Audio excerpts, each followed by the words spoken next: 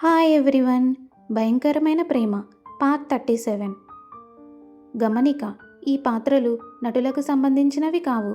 ఇది కేవలం కల్పిత ప్రయోజనం కోసం మాత్రమే. ఏదైనా తప్పులు ఉంటే క్షమించండి.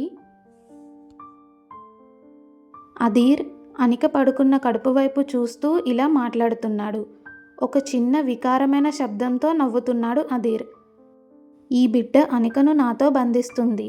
నా ఒంటరి ప్రేమ ఎప్పటికీ చేయలేని విధంగా. అనిక నీ కారణంగా ఉంటుంది. అధీర్ స్వరం వింతగా మృదువుగా మారింది, ఒక లాలిపాట యొక్క అనుకరణలాగా. సరే, నువ్వు చూసావా చిన్న, నువ్వే నా గొప్ప ఆయుధంవి. నేను నిన్ను ప్రేమిస్తానని అనికకు చెప్పాను, మరియు నేను చేస్తాను. నేను నిన్ను ప్రేమిస్తాను ఎందుకంటే అనికని ఎప్పటికీ నా ఖైదీగా ఉంచడానికి నువ్వే కీలకం.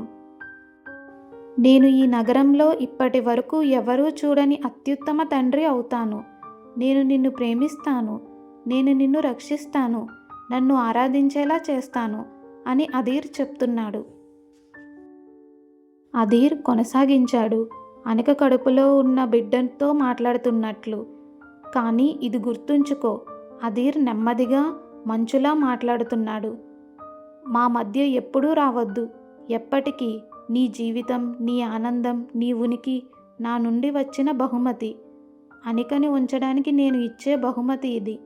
నువ్వు ఒక సాధనం మాత్రమే, నా చేతుల్లో అందమైన విలువైన సజీవ సాధనం. మరియు నువ్వు ఎప్పుడైనా అనికను నా నుండి తీసుకోవడానికి ప్రయత్నిస్తే... అధీర్ వాక్యాన్ని పూర్తి చేయలేదు. అధీర్కి అవసరం లేదు. బెదిరింపు నిశ్శబ్ద గాలిలో వేలాడుతుంది. చెప్పకుండా ఉండటం కోసం మరింత భయానకంగా మారింది. అధీర్ లేచి నీడలో తన కుర్చీకి తిరిగి వచ్చాడు. రాత్రికి అధీర్ పని పూర్తయింది. అధీర్ తన వ్యామోహాన్ని తిరిగి పొందాడు.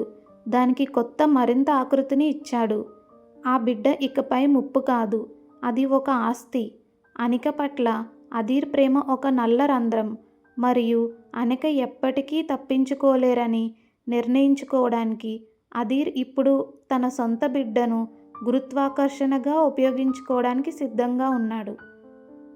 అధీర్కి ఆ జ్ఞాపకం పదునైనది మరియు రంపపు రంగులో అకస్మాత్తుగా అధీర్ జాగ్రత్తగా నిర్మించబడిన చీకటిని చీల్చివేసింది. ఆ జ్ఞాపకం ఒక్కటే అధీర్ నియంత్రణను బద్దలు కొట్టింది. అధీర్ని మోకాళ్లపైకి తీసుకురావడానికి శక్తి కలిగి ఉంది. ఇప్పుడు కూడా అనిక పడుకునే ఉంది. వారి గది నీడలలో అనిక మరియు వారి పుట్టబోయే బిడ్డపై క్రూరమైన యుద్ధం జరుగుతుందని తెలియలేదు అనికకు. భవిష్యత్తు అనేది ఒక కత్తి అంచున సమతుల్యం చేయబడినది. అధీర్ రాజ్పుత్ యొక్క ఏ వర్షన్ చివరికి గెలుస్తుందో చూడ్డానికి వేచి ఉన్నాం. మరుసటి రోజు తెల్లవారుజామున తొలి కాంతి గదిలోకి లేతగా సంకోచంగా ఉన్న బూడిద రంగులో ఉంది. అధీర్ ఇంకా చేతుల కుర్చీలోనే కూర్చున్నాడు. రాత్రి భావోద్వేగ తుఫాను అతన్ని ఖాళీగా మరియు అలసిపోయేలా చేసింది. అధీర్ అనిక మాట్లాడిన మాటలను గుర్తు చేసుకుంటున్నాడు. అనిక తన బిడ్డ కోసం చనిపోవడానికి సిద్ధంగా ఉందని జ్ఞాపకం అతనికి పచ్చిగా గీకింది. అధీర్ అస్థిపంజరంలో ఒక భాగంలాగా అనిపించేంత పాత మరియు లోతైన నొప్పిని బహిర్గతం చేసింది. అధీర్ అనిక వైపు చూశాడు. ఇప్పుడు చాలా నమ్మకంగా నిద్రపోతుంది అనిక. చేయి ఇప్పటికీ వారి బిడ్డపై ఉంది. మరియు సంవత్సరాలలో మొదటిసారిగా అధీర్ తన మనస్సును తిరిగి ప్రయాణించడానికి అనుమతించాడు. ఇటీవలే పిచ్చికి కాదు, దాని మూలానికి, అధీర్ మొత్తం ఉనికి నిర్మించబడిన కుళ్ళిన పునాదికి. Flash back. అధీర్ ఇలా అవ్వడానికి అసలైన కారణం గురించి మనం మాట్లాడుకుందాం.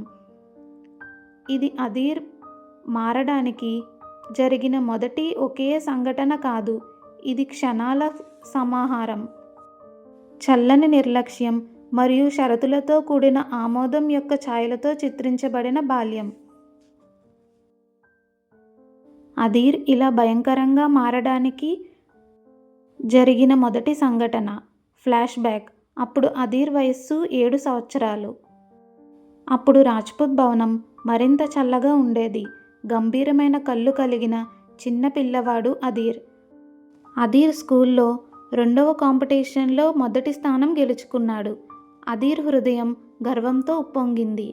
అప్పుడు అదీర్ తన తండ్రి చదువు గదిలోకి పరిగెత్తుకుని వెళ్ళాడు. చౌకైన బంగారు రంగు పతకాన్ని అమూల్యమైన నిధిలా పట్టుకున్నాడు అదీర్. నాన్న, చూడు, నేను గెలిచాను అని అతని తండ్రికి చెప్పాడు అదీర్. విక్రమ్ రాజ్పుత్ తన లెడ్జర్ నుండి పైకి చూశాడు. అతని ముఖం నిశ్చలంగా ఉంది. అతను అదీర్ని చూసి నవ్వలేదు. అతను తన చేతులను తెరవలేదు. విక్రమ్ రాజ్పుత్ పథకం వైపు చూశాడు మరియు తర్వాత తన కొడుకు వైపు తిరిగి చూశాడు. అప్పుడు ఇలా చెప్పాడు అదీర్కి. మొదటి స్థానం మాత్రమే ముఖ్యమైన ప్రదేశం బేటా. అతను తన స్వరం నిటారుగా చెప్పాడు. రెండవది మొదటి ఓడిపోయిన వ్యక్తి యొక్క పథకం మాత్రమే. అది గుర్తుంచుకో. ఇప్పుడు నీ గణిత బోధకుడు వేచి ఉన్నాడు. నీ చివరి పరీక్ష స్కోరు ఆమోదయోగ్యం కాదు. అదీర్ ఛాతీలో ఆనందం వాడిపోయి చనిపోయింది. పథకం అదీర్ చేతిలో బరువుగా మరియు మూర్ఖంగా అనిపించింది. ప్రేమ అదీర్ ఆ రోజు నేర్చుకున్నాడు. ఆనందం కోసం ఇవ్వబడలేదు, అది పరిపూర్ణత ద్వారా సంపాదించబడింది. అదీర్ ఇలా మారడానికి జరిగిన రెండవ సంఘటన. Flash back. అదీర్ వయస్సు 12 సంవత్సరాలు. అదీర్ తల్లి సావిత్రీదేవి చాలా మృదువైనది, కానీ ఆమె ప్రేమ పెలుసుగా కఠినమైనది. కొన్నిసార్లు ఆమె తోటలో ఏడుస్తూ ఉండటం అదీర్ గమనించేవాడు. ఏమిటని అదీర్ అడిగినప్పుడు ఆమె కన్నీళ్లను తుడిచి బలవంతంగా నవ్వేది. ఏమీ లేదు బేటా, మీ నాన్న బిజీగా ఉన్నారు అని అనేది సావిత్రీదేవి. తన తండ్రి ఆమెను ఎలా తోసి వచ్చాడో, ఆమె అభిప్రాయాలను లైట్ అన్నట్లుగా ఎలా పక్కన పెట్టాడో అదీర్ చూశాడు. ఆమె ప్రేమ తన తండ్రి మానసిక స్థితిపై ఆధారపడి ఉంటుందని అదీర్ చూశాడు.